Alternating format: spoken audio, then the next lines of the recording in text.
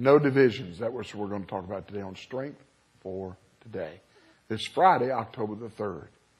1 Corinthians chapter 1, verse 10 says, Now I beseech you, I beg you, brethren, by the name of the Lord Jesus Christ, that you speak the same thing, and that there be no divisions among you, but that you be perfectly joined together in the same mind and the same judgment.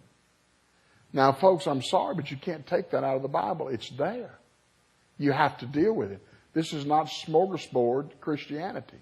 You can't pick and choose what you want. You've got to have the whole counsel of God, not just what suits you.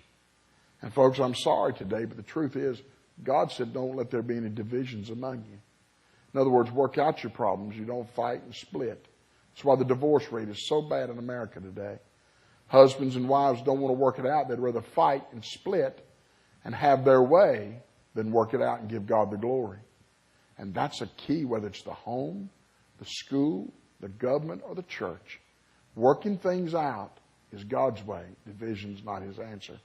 Philippians chapter 2, verse 3 says, Let nothing be done through strife or vainglory, but in lowliness of mind let each esteem others better than themselves. The reason you have divorces, the reason you have church splits, the reason you have all these problems are people who want their way. And they want the glory. And they want people to see them instead of seeing Jesus. And it always causes heartache, whether it's in the home, the school, the government, or the church. Most people want to get even and to prove their point to be right and their faction to be right or their point to be perfect. And only God's point is perfect. It's not other people we must prove things to. It's God. That's why if we prove things to God, we don't have to prove things to other people. 2 Timothy 2:24 says, And the servant of the Lord must not strive, but be gentle unto all men, apt to teach, and patient. In other words, you've got to be willing to wait to let the Lord do what He's got to do instead of doing what you want to do. You know, I've always heard for many years that all for evil to prevail is good men to do nothing. And it is certainly true.